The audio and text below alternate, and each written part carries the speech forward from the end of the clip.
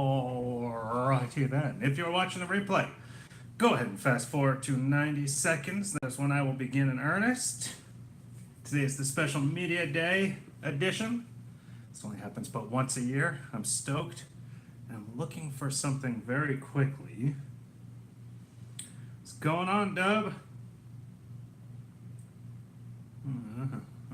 Yo, what up? Nothing much. What's up, Jeremy? That's not what I'm looking for. Here we go. I found what I'm looking for. Got it. Alright, that's what I needed. I've got the stuff. Crispy, what's up, brother? Oh man, I'm stoked. What is it, 7 days until the first game? Hello! Like I'm buggy. Yes, sir. Nice. Oh, I believe it is 7 days, if I recall correctly. 7 days. How did you like me today? Well, I have a different full-time job, so I haven't had a chance to watch everything yet, but I was literally watching it before this, so I am excited to get into it. But everything that I was following on Twitter throughout the day, I did like what I was seeing. And I saw, thank God, something like horrible Diamondbacks. Oh, I know. Believe me, I know. I'm looking forward to watching the Yotes, too. I'm a big Coyote fan. If my dad once told me when I was a little kid that if there was a girl on the sidewalk playing jacks, I would ask him to pull the car over to watch them play. So anyway, we're 96 seconds in. So welcome to Valley of the Suns Live, the weekly edition. My name is Adam Maines. I'm your host. I'm your site editor. I am your friend of the Sun. Today is Media Day, or was Media Day. We got a lot of questions answered. Do I think Tyson Chandler's career is over? I don't know. I mean, he's only 37 years young, and which is only a couple years older than me. So, and I haven't even reached my prime. So I think he can keep going. I do think it is his last year at the Suns, though. I don't see any reason why Phoenix would bring him back. And that's not to be insulting. It just doesn't make any logical sense. You can find another backup center, a younger guy. He's losing a little of athleticism. We've actually kind of seen it diminish all 4 years here in Phoenix, so I would expect to see a little bit more this year. Yeah, or go somewhere and try to win one more ring. Karl Malone was, it is the second highest scorer in NBA history. I mean, God bless Tyson Chandler. He's one of my absolute favorite players, but no, I said, do you think he'll be in the Hall of Fame when his career is over? Oh, I'm sorry. No, I don't think so. He's got the one title, in Dallas, but, he's got, one defensive, I can pull up his stats real quick. He has one Defensive Player of the Year award. Oh, and LOL, I know, not a huge comparison. Yeah, well, anyway, real quick, we're at 90 seconds in now, so go ahead and please heart, please like, please retweet. We're live on Twitter, we're live on Periscope, we're live on YouTube, we're live on Facebook. Wherever you are, I am there with you and you with me, and I do this for you, so let's rock and roll. So I asked yesterday, he's got a gold medal too, but I mean, how many guys have gold medals that, aren't in the Hall of Fame? Although it adds to his credentials. Again, a title, a Defensive Player of the Year, and a gold medal. Why did Tyson Wheeler come up? I still don't think that he is a Hall of Famer, but let's check out his stats. I think it's a fun question to ask. Not quite Media Day question, but it is one of our players, one of our guys. Career. So here's the thing: he doesn't even average a double-double for his career. I doubt that there's anybody in the Hall of Fame who's ever not averaged a double-double and gotten in as a pro, as an NBA player. 10.3 points. Excuse me, that was just not his career high. That was the last time he averaged double digits. That was his last year in Dallas when he was 32. Wow, we are almost the same age. 8.6 points, 9.4 boards, 1.2 blocks. His career high is 11.8 points. His career high rebounds is 12.4. He's averaged double-digit rebounds 5 times. It's just not Hall of Fame numbers. I know he's got the title with Dallas. He does have 2011, 2012 Defensive Player of the Year award, 3-time All-Defensive Team, 1-time All-NBA. What All-NBA was that? I'm curious. I just don't see him. It's just not enough for Hall of Fame. All NBA. Oh, All League. Oh, 4-time All League. Oh, 1-time All Defensive Team. Okay, yeah, all that the year after. 3rd All NBA. That's what it was. Ring of Honor. No, again, not. He hasn't done enough. His Hall of Fame probability is 0.3%. So I gotta imagine that's a no. Ring of Honor though, no again. But you know what? I could see him coming back as an assistant coach if he wanted, or a special coach to centers. You know, I better not see Ariza or Anderson in the starting lineup. I want to see Ariza in the starting lineup. Really, I think he should be the power forward. What is a realistic number of wins this year? 28, 35. 35 would be a realistic number, I think. Ring of Honor is doing the least for the money. Hammer Josh Childress. Yeah, Josh Childress, I never want to see in the state of Arizona again. Not really, but. Yesterday I asked 5 questions. I wanted to know 5 things, and I was able to find a few of them. The answers to a few of them.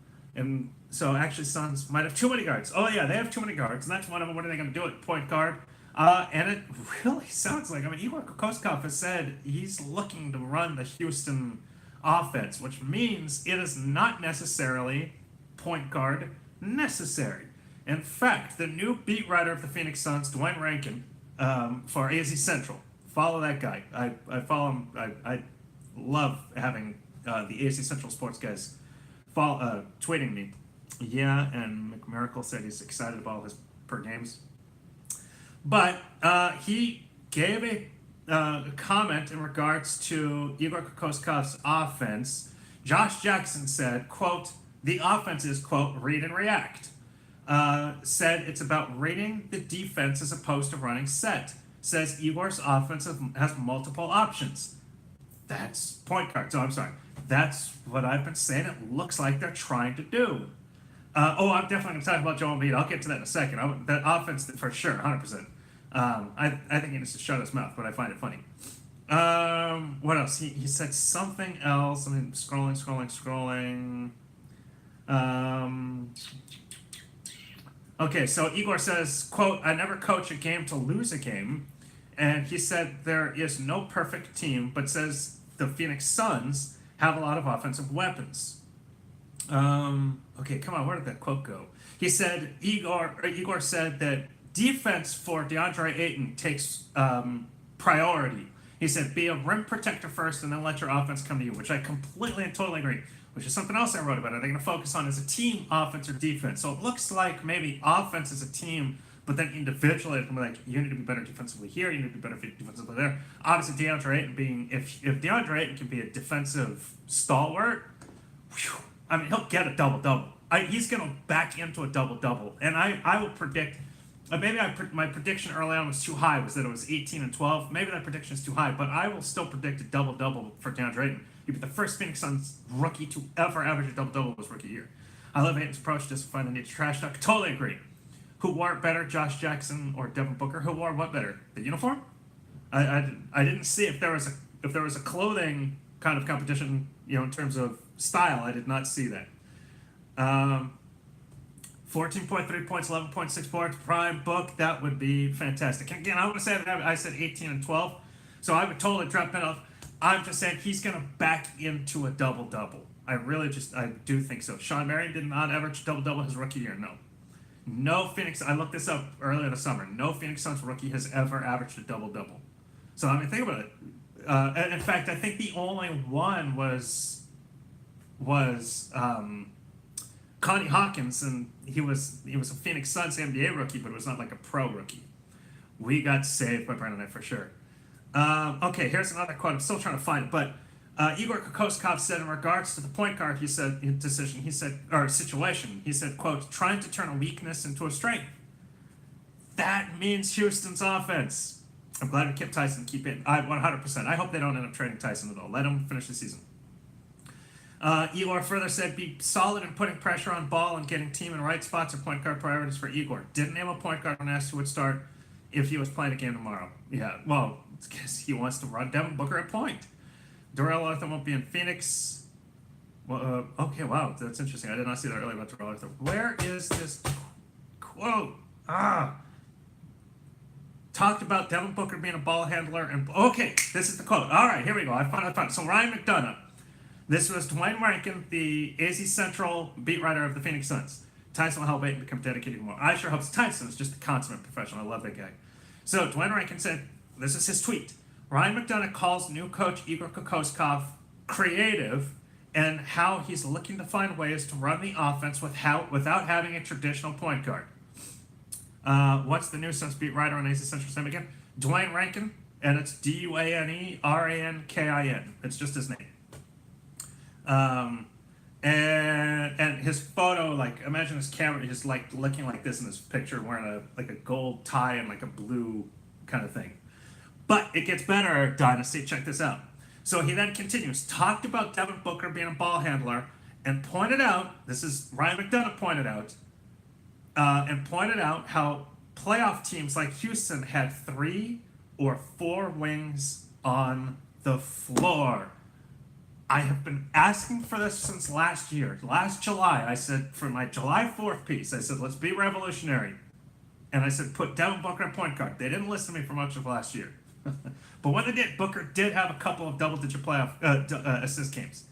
When you're underfunded and understaffed, of course, you have to be creative. No, that's clever, man. That's very funny.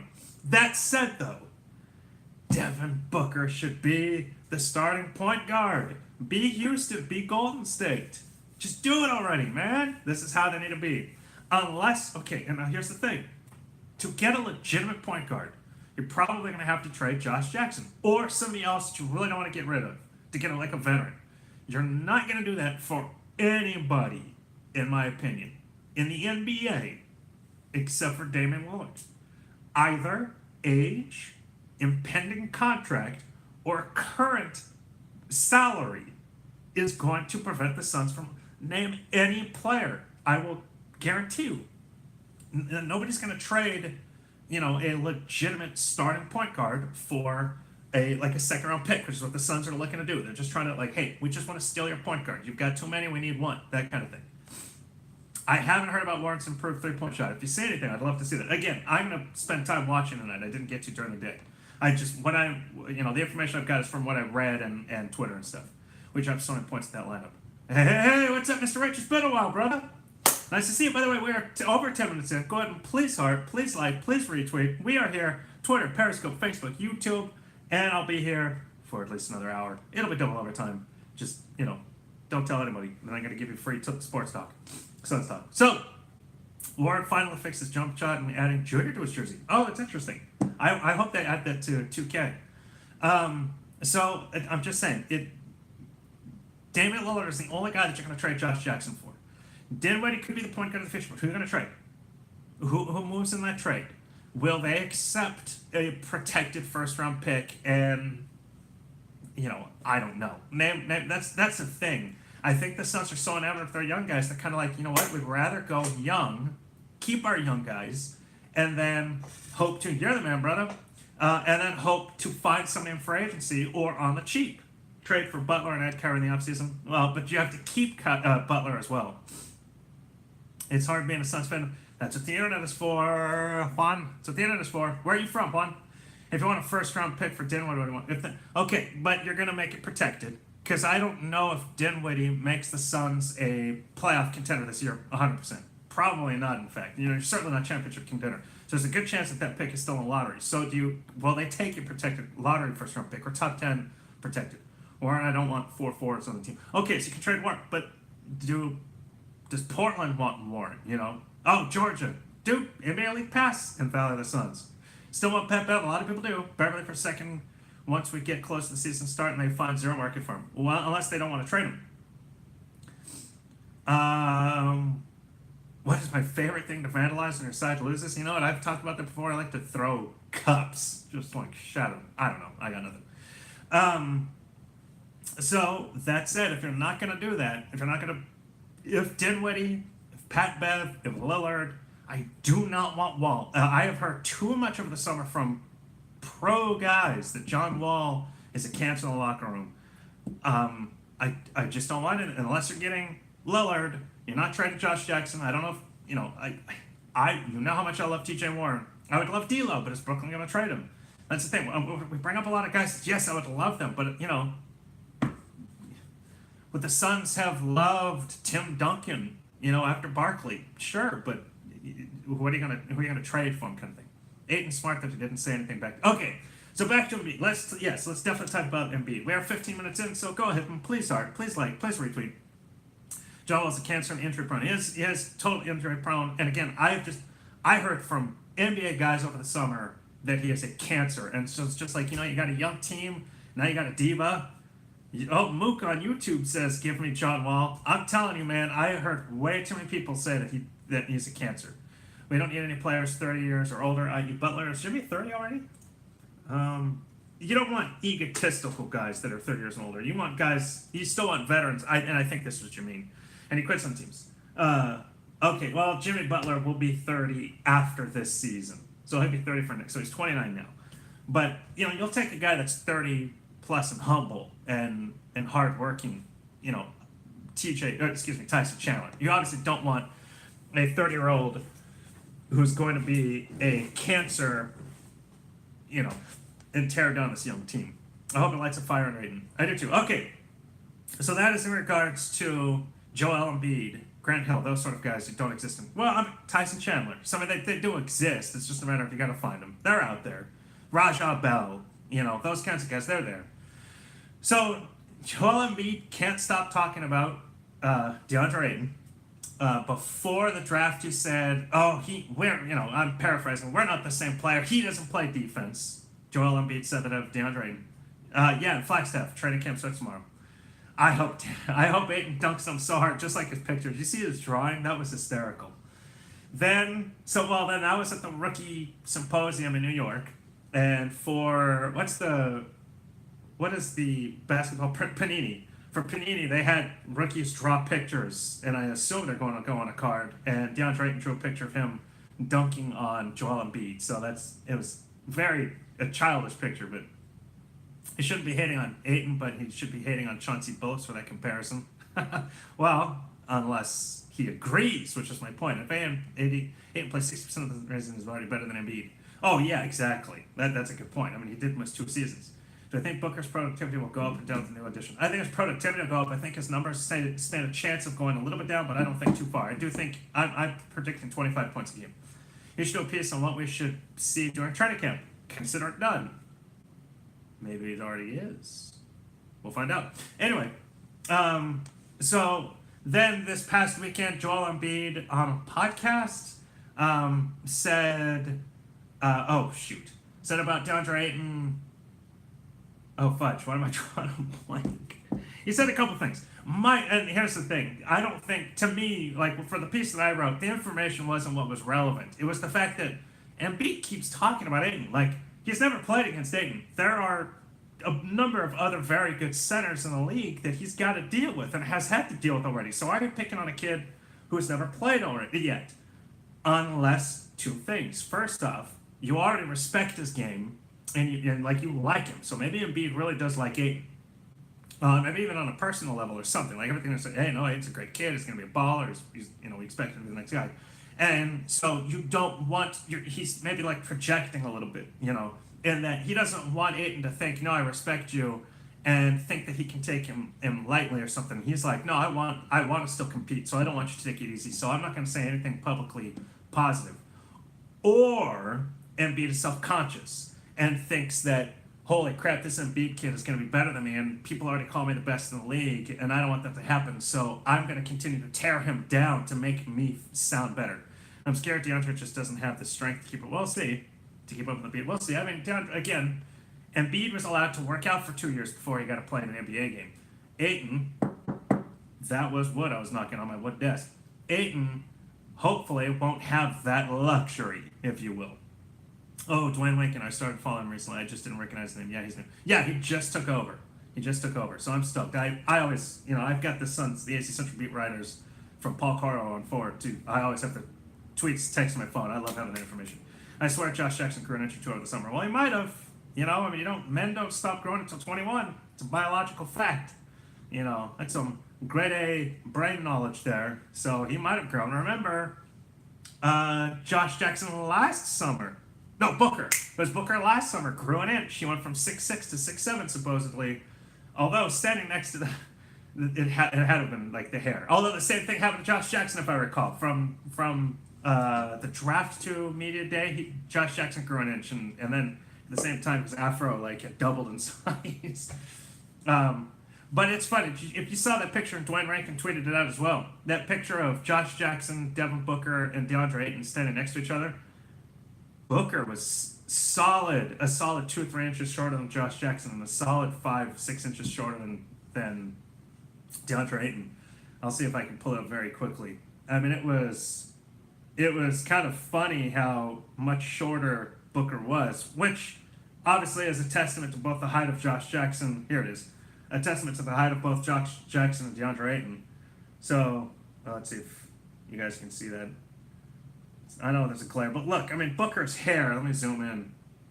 Booker's hair. Granted, they're kind of standing apart, but his hair makes him look like he's an inch shorter. I hate the idea of Booker's point. Oh, come on. Booker's hair makes him look like he's only about an inch shorter than Josh Jackson. But you cut that hair down, and I remember hearing that about Dennis Rodman. You trim that hair, Book. Oh, you know what? I'll bet if I do this, and there we go. You trim that hair, and Booker's 2 inches shorter. So that was something that the Suns said. Yes, is Devin Booker going to be ready for the season opener? They said that was a definite possibility, I guess. So maybe he does come back. And that was one of the other 5 questions I asked. What's an update? We had not had an update on Booker's surgery since the day of the surgery when we saw that picture of him with the hand cast flying in the jet. Yeah, so it looks like he's recovering faster than they said. They said he could be playing ball using his right hand sometime in the next week. My only hesitation when I brought this up to a Suns fan earlier this evening, my only hesitation, that was both of ours, was that just don't rush him. Don't, if he needs that extra week, miss 4 or 5 games. Let me see if I can get the schedule very quickly and just see like how many days in between, how many games within the very first calendar week. I'll have that in a moment. They're going to rush and he'll get hurt. I just hope not. It looks like a brace. It's only a brace. It's just a finger brace. And I mean, it looked like a stint.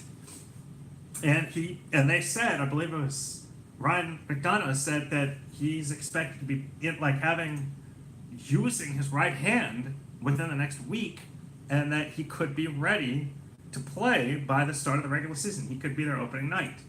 So, okay, I've got, for some reason, Basketball Reference on my computer loads slow. Like everything else is fast, but Basketball Reference, it just sometimes wants to take its time. So it's wanting to take its time for a moment. I bet you I could open up anything else and open like this, but regardless. I just want to see, okay, got the calendar. So 7 days would be, okay. So October 17th is opening night.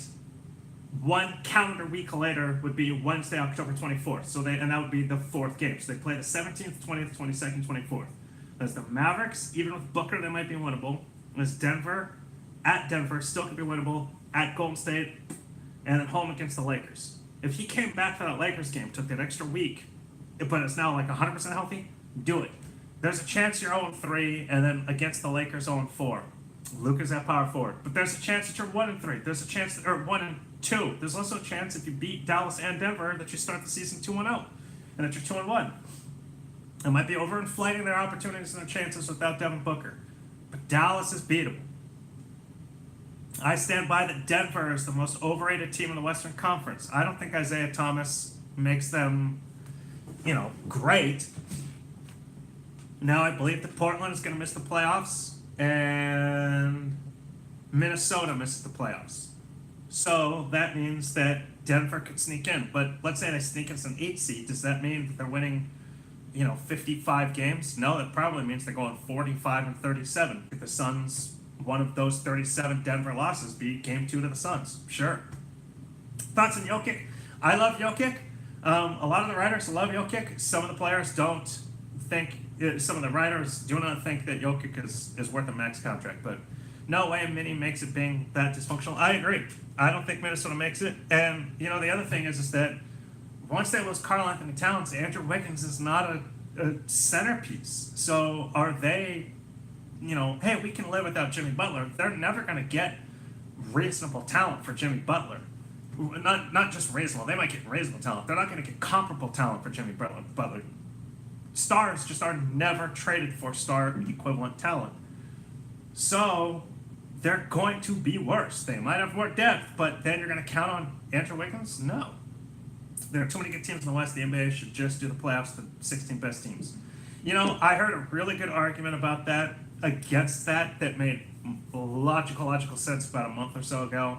and it has to do with regional television. Like, it's a really big deal if, say, the Knicks and the Lakers are playing in the first round, and you've got, you're going to have 8 first round series still, of course, that, so then let's say you put the Knicks in prime time in the first round, then the Lakers are playing at 3, 4 in the afternoon on the West Coast. So then you push them to, prime time in LA, and now the Knicks aren't starting till 10, 11 o'clock in DC, in New York, on the East Coast. And they're like, we're not going to lose half the country on a first round game. So they're able to, for the finals, they're able to split the difference. That's why, prime time, the game will start at 5, but it's 8 o'clock on the East Coast. But being that it's the only series, then it's like that's something they could deal with, and they'll put it on prime time. So they'll spread it out so that you can play most of their games Thursday, Friday, Saturday, Sunday anyway. But that said, they're like, and then also travel. The amount of travel. Let's say a first round series is again New York or even Miami and Portland. That kind of thing. That cross country travel, they're like, just for a first round series, let's say it goes 7 games, it just kills them. So I actually, because of those with TV and travel, it actually made perfect sense. And while I was interested in the go 16 the reset, I don't think it'll happen. How good do I think the Suns will be defensively? I don't know. I will guarantee they'll be better. Phoenix Suns will be a far better defensive team. Now, what does that mean, far better? Well, they allowed 113 points a game this past year. I'll bet they cut that down by 7. And so if they're able to only hold a team to 100, well, 7 might be a little high or, a little drastic, but, that would still be 106 points. I think, they could cut it down 106 points. Why not? Even if it's, 108, that still means they're only winning 35 games, they're going 35-47, but 108 points, it's still a 5-point drop off from last year. It's huge. What do I think about the Anthony Melton? Better than Shaq Harrison? I just don't, I'm not going to lie to you guys. I don't watch much college ball outside of Arizona teams. I really don't. I don't have enough time, and I'm, the interest isn't there. I follow pro basketball outside of my ASU, and I follow U of A because they're in state, and last year I followed them up because of DeAndre and the hope that the Suns would get him, which obviously they did. That said, Melton was good, and Summer League, I didn't focus on him because I never thought the Suns were going to get him. I'll make this point again. Sup, brother? Who's that? Stoop. Sup, brother? So I'll make this point again. There's a reason he was drafted 46th, and there's a reason that the Suns took a project from France in Elie Okobo 31st. So, okay, cool, they got him. But the Suns did not project him to be better than Elie Okobo, otherwise they would have taken him 31st. You take the best available, especially in the second round. Maybe if you're not planning on rebuilding, like in the second round we can take a true project, and maybe that's what they were thinking with Elie Okobo. So maybe from that perspective, all right, they could have potentially thought that DeAnthony Melton could help them right away, but they're like, we're going to continue to just draft a project and we think he has a higher upside. But that's the thing. If they think that Elie Okobo has a higher upside, then you still took him 15 slots before DeAnthony Melton went. So I don't have any high hopes. I really don't. I hope he's great because he's on the Phoenix Suns. But my presumption, my expectation will be that he will be gone after the season more than he'll be around for 5+, or 3+ even. So obviously I hope I'm wrong, but some did. Yeah, but again, he was a healthy drop. He was healthy and he slipped to 46th. So I don't know when people said he could have been a first-round prospect. And I know that some people are saying when they got him, like, oh my gosh, so-and-so had projected him as a lottery pick. And yet he fell 46. He didn't drop from lottery to 20.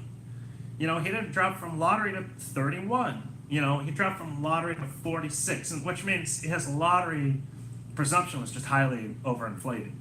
So, again, do I want it to be great? Of course. I wanted Marquise Chriss to be great. I was upset that Marquise Chriss sucked because he was on the Phoenix Suns. Now, if he sucks in Houston, I can laugh because he's no longer a Sun, and it doesn't bother. It doesn't affect me as a fan in a negative way. So, did the suspension hurt his stock? Could have, but again, you're suspended. There's no injury. They didn't kill anybody. So it's just like there's certain things, but he dropped because he didn't play in college. But guys, guys don't play in college for a year or play less and are still drafted higher. I mean, so all of these factors play into the fact that in the end he still dropped, and it's just rare that somebody is selected 46th and ends up ever being relevant.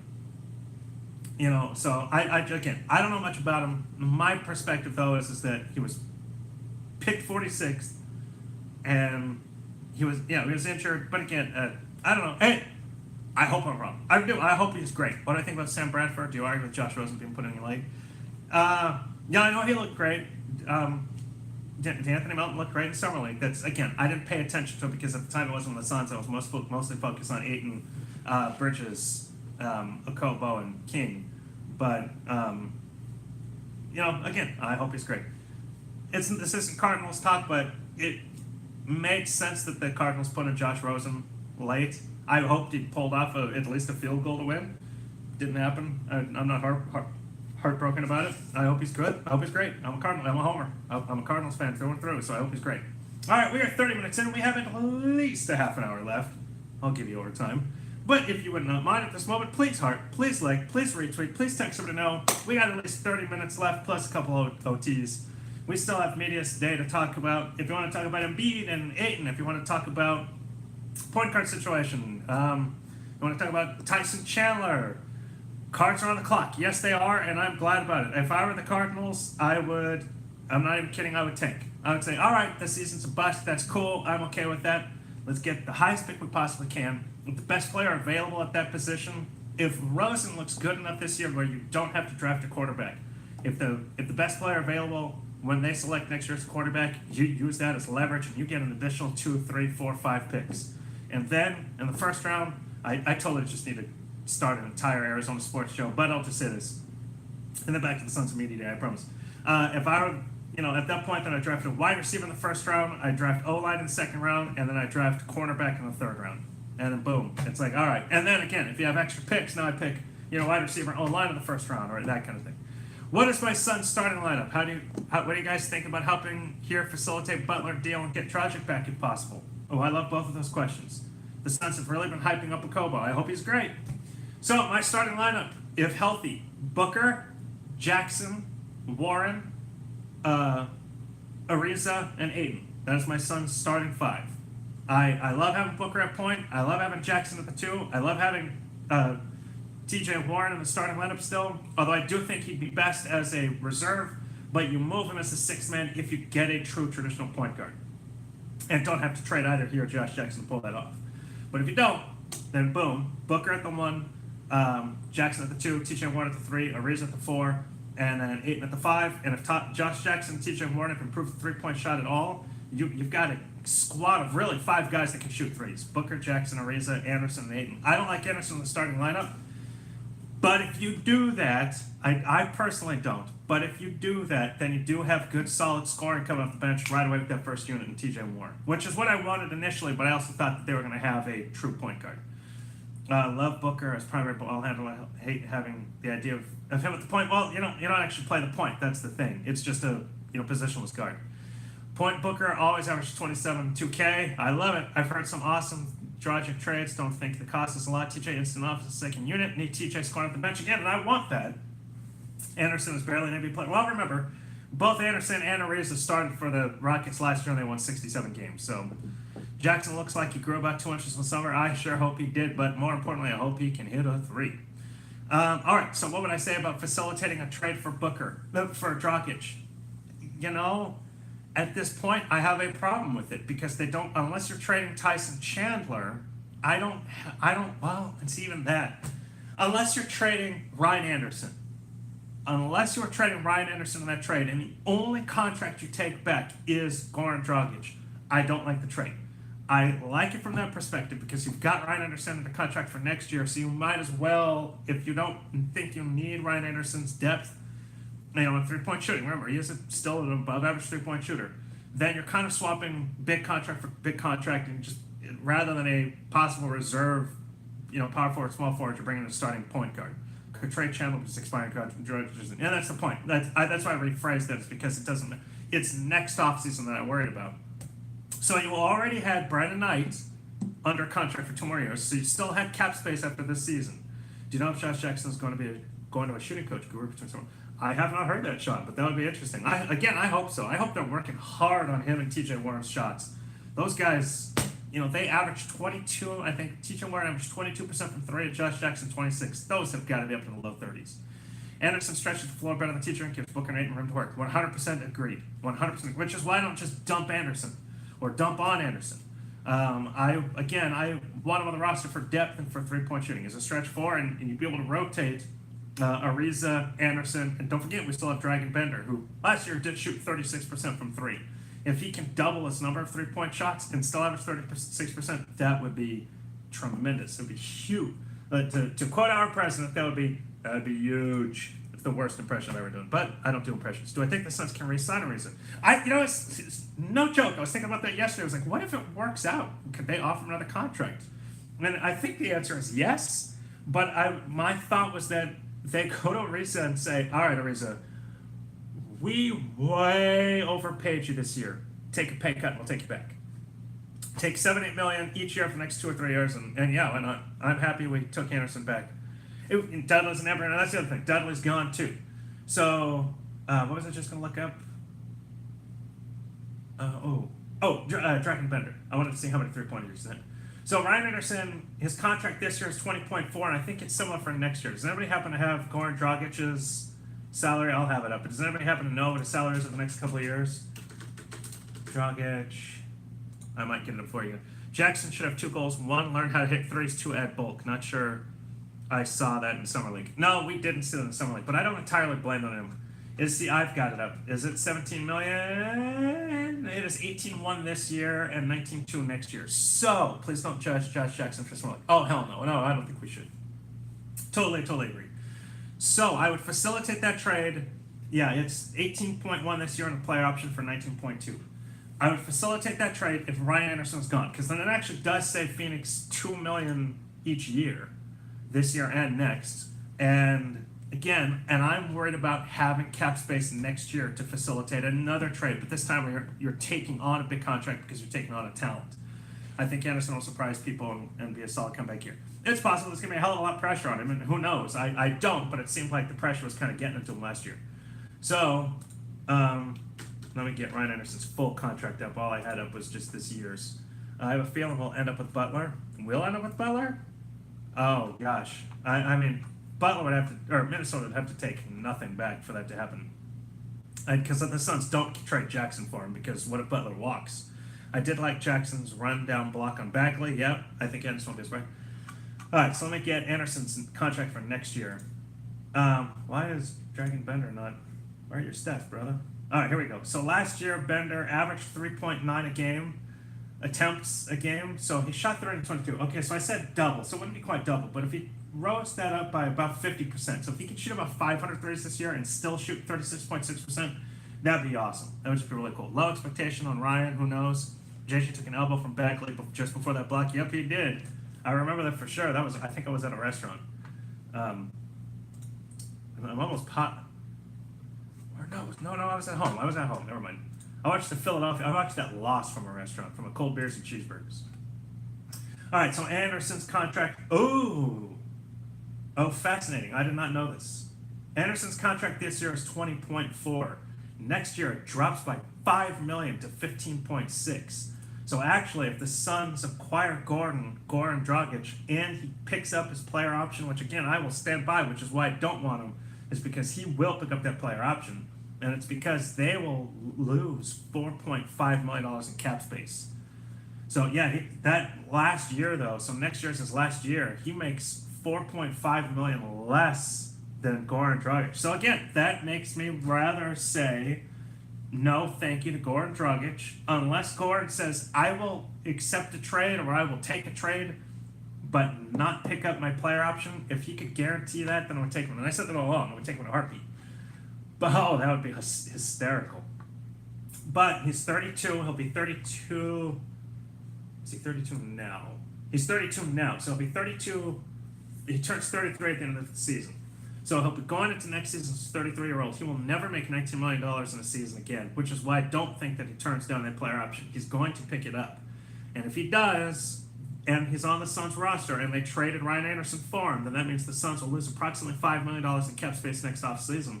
And that's the offseason that it seems like they're setting themselves up to utilize, to really be active. This year is not the offseason to do it, that they're going to do it next year, and that'll be then when they'll find, and again, I don't think that it's free agency, I do think it'll be trade. How come the Suns don't trade for Jimmy Butler? They have to have something that Minnesota wants. I mean, and the other thing about Butler, not only they have to have something that Minnesota wants, but then the Suns also have to have something they were willing to give up. Sup, Kurt? How's it going, brother? So, what if you know what? I can't say this because I know, but I will say I am positive that Ryan McDonough has contacted Minnesota and said, what can we give up for Jimmy Butler? And I'm sure that call, Minnesota started with Joe Johnson. ISO Joe. No, Josh Jackson. I'd rather not trade Josh Jackson. I'd rather not trade Josh Jackson either, but there are very few guys I would trade him for. The top two that immediately come to mind are Damian Lillard and Kristaps Porzingis. Damian Lillard because you're getting a true bona fide superstar point guard, best since Steve Nash, and Kristaps Porzingis because you're getting the perfect replacement, and you might actually just because of his size, you're getting a better replacement. Why is everyone so high on Butler? Agreed. So Minnesota probably said, we'll discuss Jimmy Butler.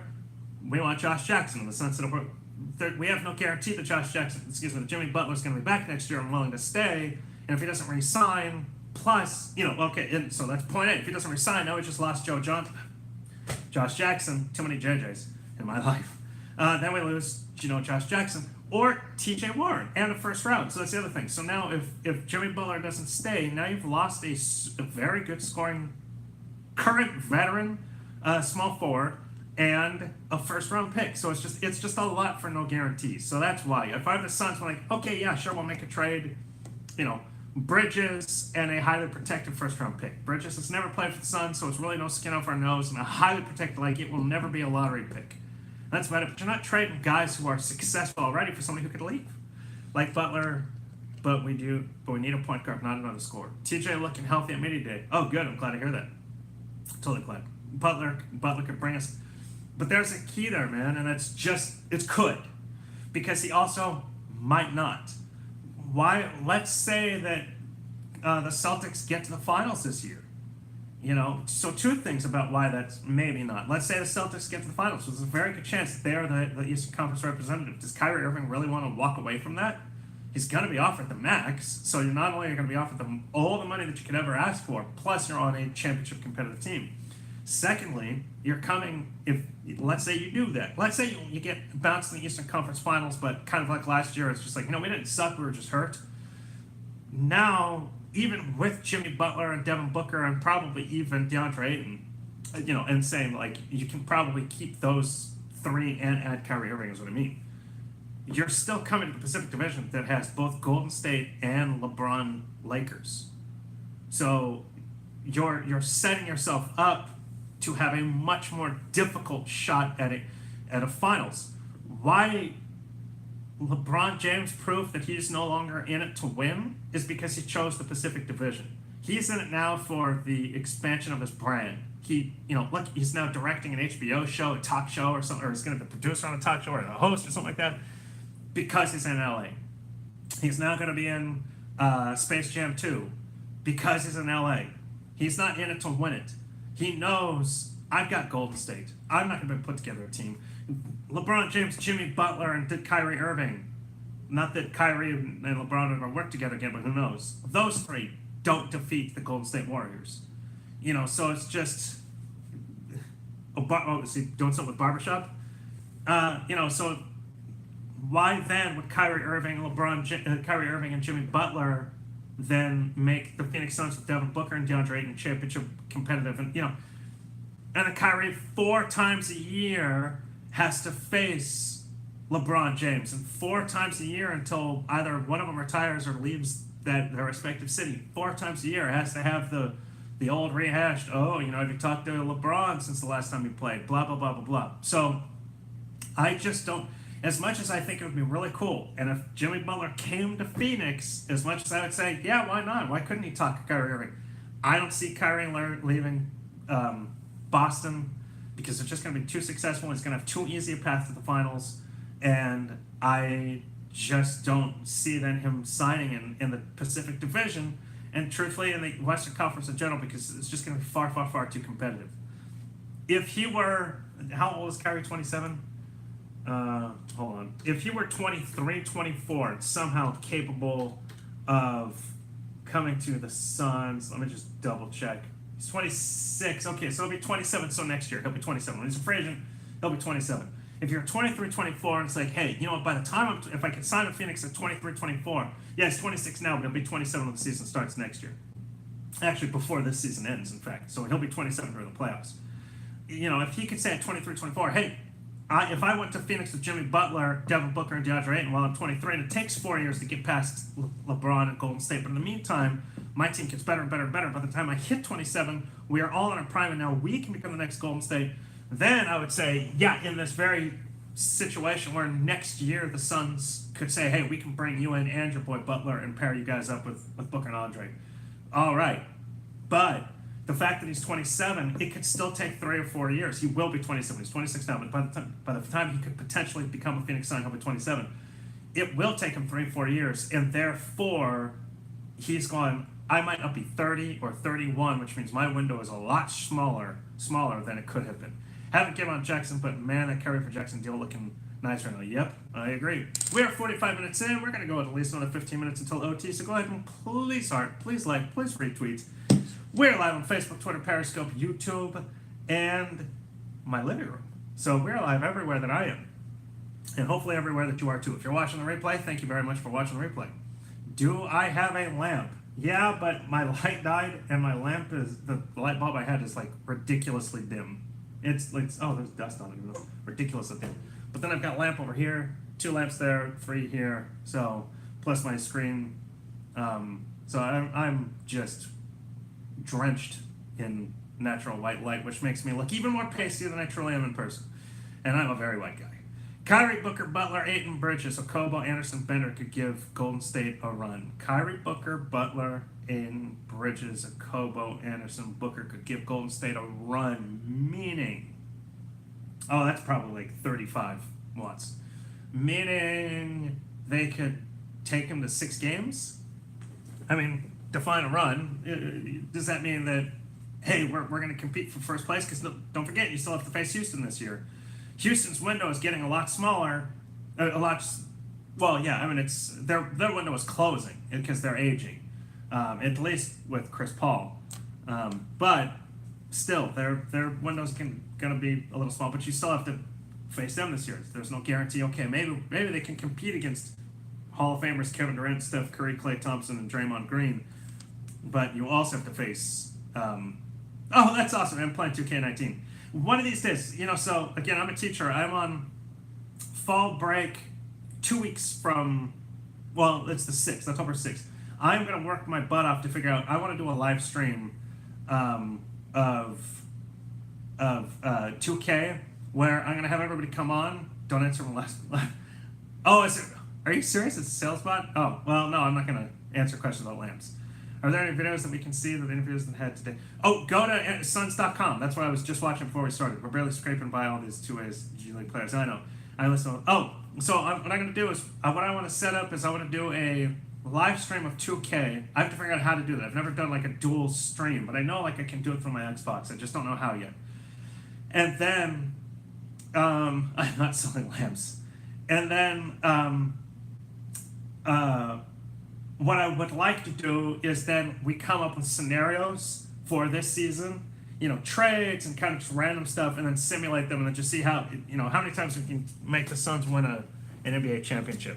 So I've got an idea. I need to flesh that out a little bit more, but like every time I have an idea on 2K, I'm like, well, I mean, I'll take this for instance. I traded Josh Jackson, Ryan Anderson, I believe, and 2 first-round picks to Portland for Damian Lillard. And, of course, initially, the Portland, GM said, hell no, I wouldn't do that. And so I had to force trade it. But then the Suns won 55 games, if I recall correctly, and then lost in the semifinals. And I thought, oh, wow, okay, let's see how they improve. And the next year they went down to like 42. And I also took injuries off just because I wanted to see, okay, it was just straight through. And they went down like 42 wins and missed the playoffs. So I'm like, oh, well, that's crap. So, anyway, that's what I want to do. I want to just set up. Oh, that's right. So then the second year, I was able to pick up Kristaps Porzingis. So I was like, holy crap! You had a starting lineup of Devin Booker, of Damian Lillard, Devin Booker, T.J. Warren, Kristaps Porzingis, and DeAndre Ayton, and they won like 42 games and missed the playoffs. And so I was like, well, there's something fishy there. But that's the kind of stuff I want to do, where we can just talk about random scenarios and just run into the simulator, hang out, talk, and just have some fun with it. So I'm gonna look into how to do that. I've not done that yet. I'm not answering lamp questions, but we have another 10 minutes until OT. Just go ahead and shoot out some rapid fire questions. What y'all got? We're 7 days away from the start of the preseason, and that is so freaking exciting. 50 minutes in, so please go ahead and please like, please retweet. We are live on Facebook, Periscope, YouTube, and Twitter. Why are people? I have no idea. I have no idea why people. Zappy. I don't know. I ignore them. I didn't ignore the first one I should have because I just thought, oh, that's a unique question. But sure, I've got the answer. I love Lamp. One of the greatest movies of all time. I'm so hyped for the season. Again, I think 35 wins is both a reasonable expectation, and I also think potentially even a little short. I just think there's so much hype towards the Western Conference. We seem to overinflate a little bit. Again, last year the Western Conference was great, but there's going to be some teams that are dropping. I have Oladipo Booker. Oh, bring that back. Kurt, Oladipo Booker, and then I couldn't read it before it disappeared. Say we got a top 5 pick next year. Would you trade that in a player or so for Lillard? Majon Lamp. Are there going to be stream of any preseason or on TV? Oh, they stream home games. Yeah. Would you accept a top 10 plus? Would they accept a top 10? Oh, top 5 plus Warren. You're talking for Lillard? Well, so next year, again, I would hesitate. Suns Warriors first round 2019 NBA playoff matchup. Oh, that'd be so freaking cool. To be the 8th seed. If the Clippers got Leonard and Jimmy Butler next year, how much more difficult would it be for the Suns to be a perennial playoff team? Well, so the Pacific Division would be stacked. I mean, there'd be 3 playoff teams for sure, in Golden State, LA, well, both Lakers and Clippers. So then for the Suns to get in with the other 2 divisions, so the Suns would be 4, then the other 2 divisions, the other 2 division winners, so that's 6, which then leaves 2 other playoff teams in the other 2 divisions to get in. It would be tough.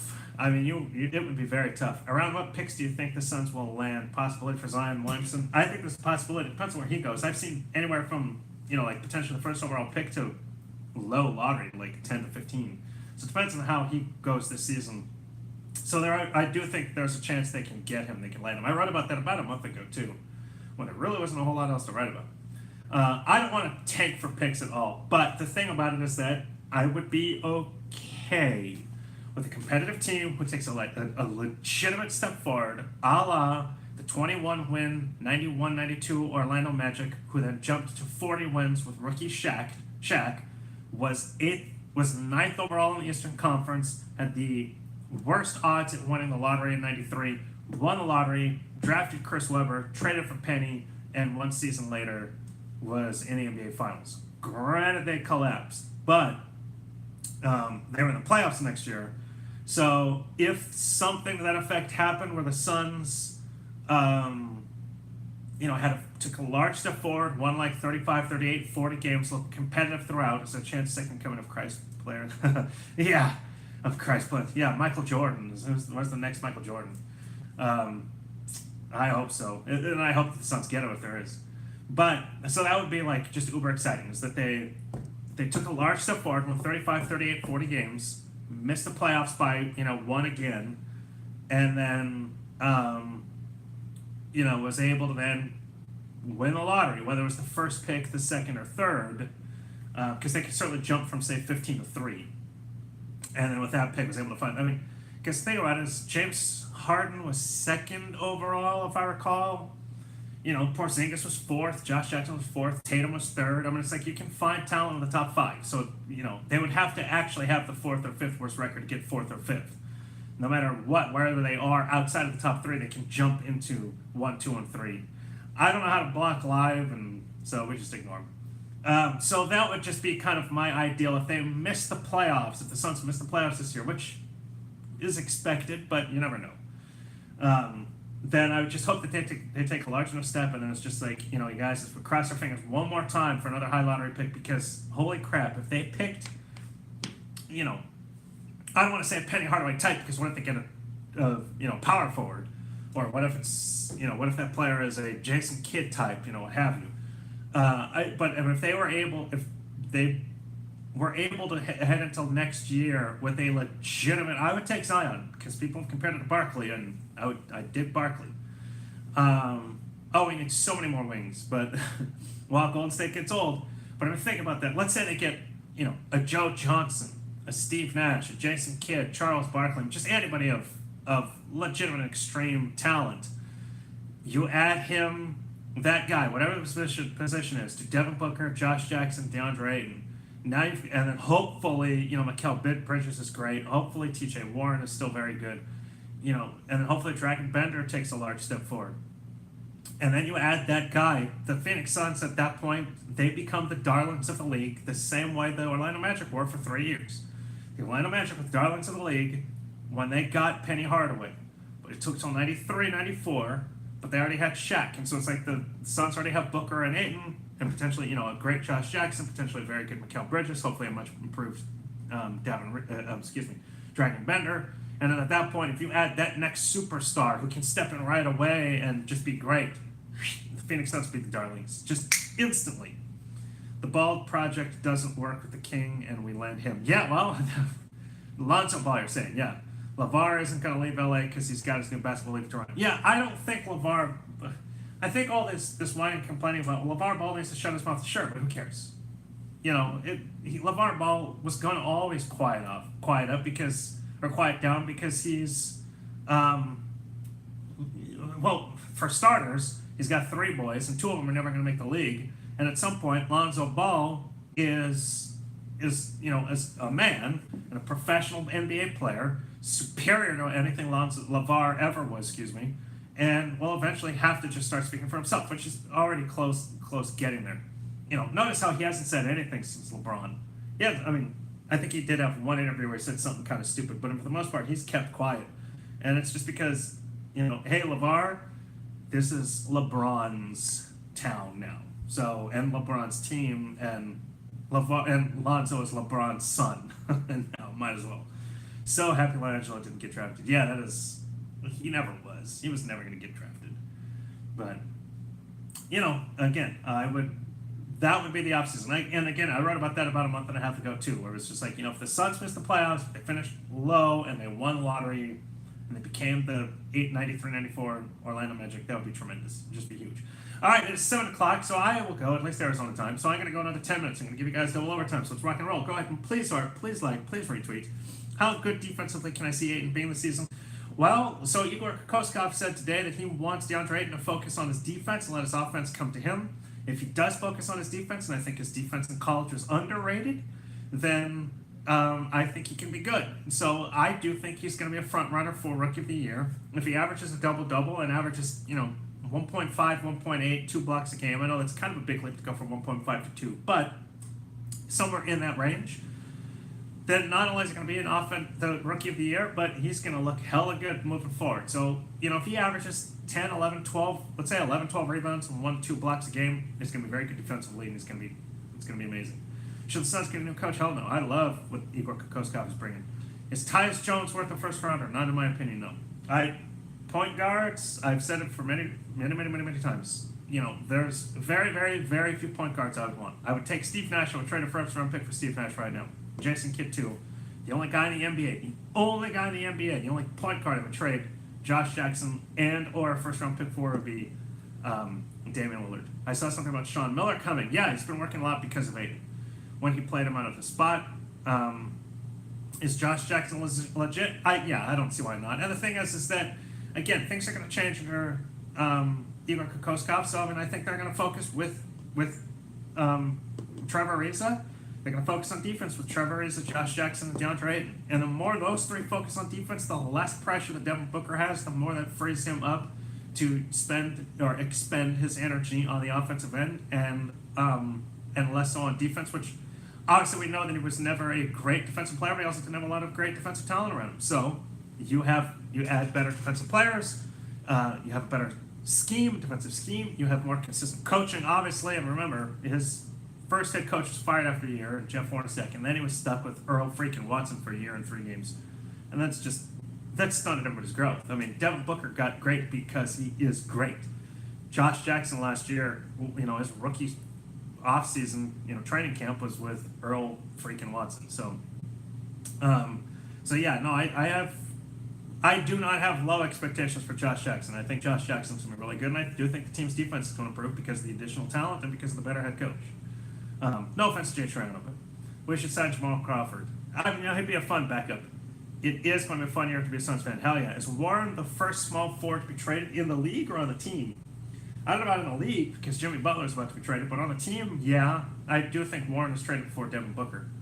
When you need a dominant power forward, Dragon Bender. Could be Zion Williamson. We might have to wait a year. Could be. And even then, who knows if he's even dominant, but he could be that power forward. So who knows? It's the thing about it, though, is that they since they're going, it looks like the Houston Golden State way. They're looking probably to stretch 4, and so you've got Trevor Ariza at the stretch 4. If eventually you can move, if eventually Dragon Bender can become a Trevor Ariza type, which would be tremendous. I'm hoping still a little bit better overall, but stretch 4 and plays good defense. Then boom. Now you don't need an inside presence again because you've already got an inside presence in DeAndre Ayton. So you don't necessarily need 2 anymore, or 2 at all. And then you can just have DeAndre Ayton keep that whole lane to himself and just let Booker and the wings stretch.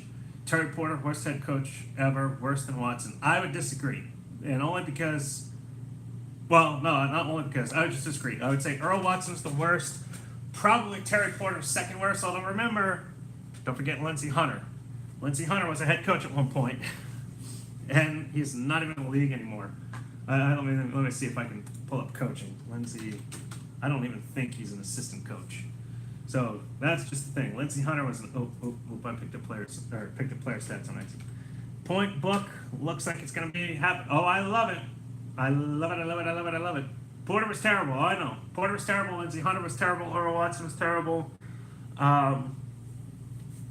Yeah, they've had some bad luck. Well, I don't know if it's quite so much bad luck as just they've just not done a good job hiring head coaches. Lindsey Hunter. Why won't it open up? Again, Basketball Reference just sucks on the computer. I don't know why. All right, here we go. Finally got it. Yeah, it doesn't look like he's an assistant coach even. So, yeah, he literally had 41 games as a head coach. Made no sense whatsoever and has not even been an assistant coach. Let me check Wikipedia and just see if that says. But according to Basketball Reference, it doesn't even have any assistant coach. Okay, as a coach. Oh, no, he was an assistant 2013-14 for Golden State, the year after he was the interim head coach for the Suns. And then with Buffalo, he was an assistant from 2016-17 with Buffalo. I'm assuming that's the university. Thoughts on Jay Toronto? I liked Toronto. I would have been okay with them bringing him back. But, Toronto's comments early after he took over as interim, when he said, I really prefer to be behind the scenes, I really prefer to be coaching than all this other stuff. Yeah, he was too passive. That was like, okay, well then you're not the future head coach. Then he pulled that back a little bit at the end of the season and said, no, I'd be interested in having the job. And I was like, and I don't think he was a bad coach, but the fact that he made those statements meant that I don't think he was sold on himself at being a head coach. And right there, that's just enough of a red flag to be like, all right, Jay, thank you for your time. We really appreciate everything you did. And he's the lead assistant, if I'm correct now, with who? I know it was picked up very, very quickly. Is it Toronto? No, Toronto didn't take him back. Charlotte. And so he's the lead assistant in Charlotte. So, he's still a very intelligent head coach. I certainly can't say great. That'd be silly. I'm going to go crazy saying Knox taking the NBA by storm is going to feel like Jason Tatum again. Oh, don't say that. Oh, I'm afraid. Jay Kidd would have been great Hall of Fame. I don't know. Jason Kidd has some issues. He has some major issues, so I'm not really sure. Yeah, I was just never sold on him. Is it true Ryan Anderson will be the starting four? There's been a lot of talk about that, and again, he beat his wife. He was a starter with Houston. I just don't think he will. I think the starting lineup, this is me, I think the starting lineup is going to be Devin Booker, Josh Jackson, T.J. Warren, Trevor Ariza, and DeAndre Ayton. And then I think you'll have Anderson coming off the bench. And, the thing about it is that Ryan Anderson last year, his page is the one that's holding me down and saying it's not loading. What if I can open it faster on my phone? Give me a second. Okay. Basketball Reference is up over here. It's taking its...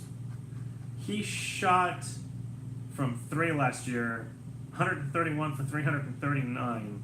131 of 339, which is actually a lot lower than the year before in terms of attempts.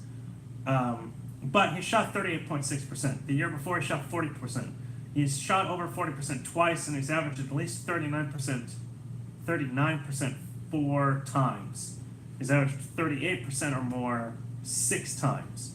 So, you have that coming off the bench. And remember how effective... He's also made over 200 twice in his career. And once his years ago when he made 204 and he shot 40%.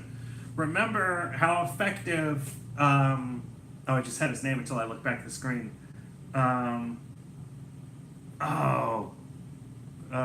Flickle. He set the NBA record for threes off the bench. I can picture his face. Now I've got the wrong name stuck in my head. Who's going to say it first? We shouldn't have traded up for Bridges to have him a third string. Yeah, we'll see. But that's the thing. He could be second string, and that's the thing. If you have both T.J. Warren and Josh Jackson starting, then you can have Mikal Bridges and Ryan Anderson be the first reserves. So it still wouldn't be a bad, and they're both 3-point shooters too. And then if Devin Reed's threes have improved, then you've got a pretty legit. Plus, you've got Troy Daniels too. So you've got some good 3-point shooting there. So that's not a horrible, set of reserves. Who am I thinking of? He's the European white guy. The Suns had for 1 year. Why can't I think of him? I can't think of his name. I just had it a second ago, and I want to say Igor Kokoskov. But he set the NBA record in threes coming off the bench for the Suns. He made like 181. Mirza Teletovic. So Mirza Teletovic, he could be the next Mirza Teletovic. And just think of how, I want to say he made 183 for the Suns off the bench. 181, 183. So I'm just thinking about awesome that would be on a team with a lot of outside shooting to then have 151. So I was off by 30. Sorry. Oh, no. Those are twos. Okay, I was right. 181. So I was right. He made 181 threes off the bench. Shot 39.3%. Imagine having a starting lineup of Booker, Josh Jackson, T.J. Warren, Trevor Ariza, DeAndre Ayton. And then off the bench, you've got a guy like Mirza Teletovic in Ryan Anderson making 183s off the bench. You've got Troy Daniels who can make 183s off the bench. You've got Devin Reed, who shot over 40% from 3, and then in college, and then Mikal Bridges, who shot over 40% from 3 last year. That's a hell of a lot of 3-point shooting. So your offense can almost stay exactly the same with Tyson Chandler coming off the bench. Exactly. So your offense, though, can stay almost exactly the same from starters to reserves, where it's just stretch the floor and just shoot threes like it's going out of style. And you've got the roster to pull that off if the young guys can make their threes. If Devin Reed and Mikal Bridges can make their threes, and if T.J. Warren and Josh Jackson improve the 3-point shooting. Remember, T.J. Warren shot 22% from 3 last year. Josh Jackson only 26%. T.J. Warren has like a 24% 3-point shooting career for his career. He's been in the league for 4 years. If their 3-point shots are improved, you've already got Devin Booker, who can potentially drop 40% of threes. You've got Trevor Ariza, who can shoot 40% of his threes. And you've got DeAndre Ayton, who can step back when it needs to. But that is 4 guys potentially that shoot threes in the starting lineup. And it's just boom. Oh, hey, we're all covered. Dropping Aiden. 1, 2, dunk. It's like now you've got DeAndre Ayton in the post. Just clean that all up. Then off the bench, how much playing time will Reed get? I think it is. I think he's got a legitimate chance, depending on the offense, to get some good minutes if his 3-point shooting is falling. And I would say 15 minutes a game, because you could potentially run a no point guard offense. Although you still have Isaiah Cannon, you still have Shaq Harrison, you still have Elio Kobo, you still have D'Anthony Melton, you still have all these point guards, so they're going to have to run too. But you still also have Troy Daniels, who can shoot 40% from 3 plus. You've got Devin Reed. You've got Ryan Anderson. You've got Mikal Bridges. Hell, you're starting. Your reserve Chandler could just drop even farther down the depth chart at center, or in the depth chart in general, and you could have a reserve lineup of. Cannon is probably the better shooter, so I'll say Cannon, Daniels, Bridges, Anderson. No, I would want Anderson at the 5. Bridges at the 4, Davin Reed at the 3, Daniels at the 2, and Isaiah Cannon on the 1. Phoenix Suns Facebook gives me a day stream. Yes, it does. I'll be watching tonight, or continue watching tonight.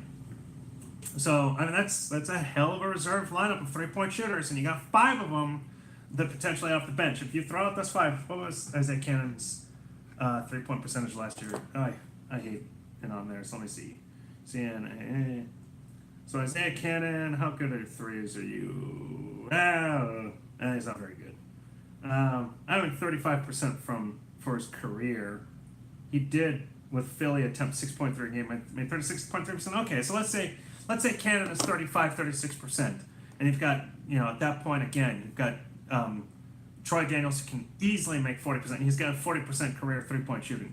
Then you've got Davin Reed and Mikal Bridges, who shot well over 40% in college, and you've got Ryan Anderson, who can easily play a center, a stretch center for a reserve, who can shoot close to 40% from 3. I mean, that's a lot of threes. Where can you watch the media day? NBA Suns.com, and then Facebook. They streamed it on Facebook, Twitter, and Instagram. So I'd probably say Facebook would be your best bet. It's probably the easiest. But then Suns.com. Trevor is his 3-point shooter. Well, no, so yeah, Trevor is as my projected starting power forward. So therefore, you've got Booker, Josh Jackson at 2, TJ Warren at 3. So much athleticism in that backcourt right there. Backcourt and wings. And then you've got Ariza at 4, and then Ayton at 5. Not on Periscope. I didn't see it on Periscope, no. I didn't see they were advertising on Periscope. I believe it was just Facebook, Twitter, and... although Periscope and Twitter are connected, so maybe, just check. I'm not 100% positive. Facebook, Twitter, and Insta. All right, well, I'll tell you what, we are now in triple overtime. I will go for another 2 minutes and 20 seconds. If you want to rapid fire, go ahead and please heart, please like, please retweet. I'm going to go until my stream clock says 1:15. So I'm at 1:12:51 at this very second. So go ahead and please, I will go for another 2 minutes and 4 seconds. If you have any rapid fire comments, questions, concerns, facial twitches, anything you want to say, as I click over to Suns.com and see Davin Reed talking. Shop Warren. I don't shop Warren, but I accept a trade of Warren for some sort of improved position somewhere else. But I don't trade Warren willy-nilly to be like, oh, we have too many wings. He's just too talented. And if everybody's been saying his 3-point shot is improved, you might have an even more talented guy. Oh, dude, you are the man. Thank you. I do this for you guys. I do this for you. 7 days until our first preseason game. 7 days. Which means that we will not have a live stream on Monday for the preseason game. But depending on the start time. Hold on. Phoenix Suns preseason schedule. I might take it to tip off. I actually forgot. Okay, so it starts at 10:30. Oh, that's a regular season. Hold on. Give me a second. I'll have it in a moment. If the game starts at 7 o'clock Phoenix time, then I will do a live stream from 6 to 7. Does anybody happen to have it? Because all I'm pulling up right now is the Periscope from the game. I won't be at the game, but 2018 Phoenix Suns preseason schedule. I won't be at the game. Is it 7:30? The regular season first game. Oh, it starts at 7. Okay, cool. So it's Monday the 1st. It starts at 7. It's at home. I will Periscope us up to tip-off. So I will be back next week. Same Suns time, same Valley of the Suns time, same Valley of the Suns channel. Facebook, Twitter, Periscope, YouTube. And at 6 p.m. AZ. And I'll stream us up to tip-off. And then I'm going to be a tweeting maniac on Twitter. So, alright, I'll tell you what, I'm out of here in 5 seconds. So I love you all. I do this for you. Check us back out weekly, Monday evenings at 6 p.m. AZ. No need to trade Daniels unless it's for a starting point guard. He has 1 year left. I totally agree. I do not want to trade him because he's a 40% three-point shooter and I want to see a lot of Suns. Yes, sir. Let's go Suns. I did this for you. So excited for preseason first leg of our rookies against NBA talent. Hell yeah. Although, yeah, that game is against, well, Dan's been moved. I mean, I wouldn't be shocked. I just hope not. Sup, Suns? Suns super team yet, brother? We are this close. What are the Suns? Don't they play an Australian team? So wait a second. 1, 2, 3, 4, 5. Don't they play an Australian team? Interesting. I thought they did. You too, Kurt. See ya, brother. You know what? I could have sworn they had an Australian team this year. Does anybody know? I thought they did. Why isn't it showing? 1, 2, 3, 4. They have to. So why is it not showing up here? Yeah, but it's not showing up on their schedule. Real quick. It's not before. I thought it was the first one. Okay, hold on a second. So it's not the first one. I have the schedule here. Their first game, okay, will be Sacramento on October 1st. New Zealand on the 3rd. Okay, that's what it is. They play on October 3rd. Perfect. All right, so that'll be that Wednesday night. All right, cool. So this just doesn't happen for some reason, but that's cool. All righty then. That said, sorry for that. I just wanted to double check. I'll be back in 1 week, 6 p.m. AZ, and we'll take this up to tip-off of DeAndre Ayton versus Marvin Bagley the third. I get a low voice shot. I don't really have a low voice. I love you all. See you in a week. Let's go Suns. Peace.